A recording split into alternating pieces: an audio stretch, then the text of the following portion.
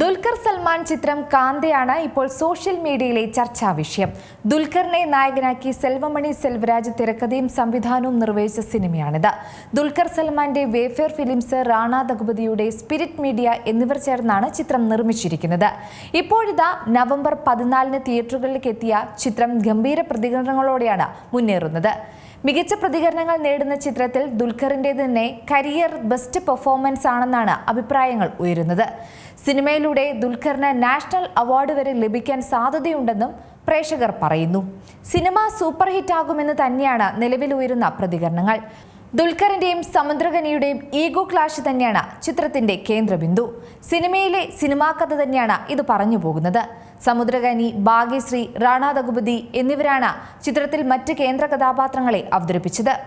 Selvamani Selvaraj the hunt four Veerappan എന്ന Netflix documentary series ഒരുക്കി ശ്രദ്ധ നേടിയ സംവിധായകൻ കൂടിയാണ്. കാന്ത എന്ന ചിത്രം സഞ്ചരിക്കുന്നത് ഒരു വ്യക്തിയുടെ ജീവിതത്തിലെ പ്രണയം, ഈഗോ, കല, വൈകാരികത എന്നിവയിലൂടെയാണ്. കാന്തയുടെ കഥ അവതരിപ്പിക്കുന്നത് അങ്ങ് 1950 കാലഘട്ടത്തിലെ മദ്രാസിന്റെ പശ്ചാത്തലത്തിലാണ്. മാത്രമല്ല, ഒരു പിടി മികച്ച ചിത്രങ്ങൾ മലയാളത്തിൽ നിർമ്മിച്ചിട്ടുള്ള ദുൽഖറിന്റെ വേഫെയർ ഫിലിംസ് നിർമ്മിക്കുന്ന ആദ്യ അന്യഭാഷ ചിത്രം കൂടിയാണിത്. തമിഴ്, മലയാളം, തെലുങ്ക്, ഹിന്ദി ഭാഷകളിലായാണ് ചിത്രം തിയേറ്ററുകളിലേക്ക് എത്തിയതും.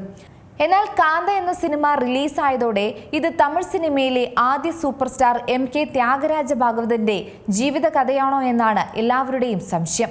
ഇതോടെയാണ് തമിഴ് സിനിമ കണ്ട ആദ്യ superstar MK Thyagaraja Bhagavathar ആരാണെന്ന ചോദ്യവും സിനിമാ പ്രേമികൾക്കിടയിൽ എത്തിയത്. MK ത്യാഗരാജ ഒരു നടൻ മാത്രമല്ല, കർണാടിക് സംഗീതത്തിലൂടെ കഴിവ് തെളിയിച്ച മികച്ചൊരു ഗായകൻ കൂടിയായിരുന്നു അദ്ദേഹം.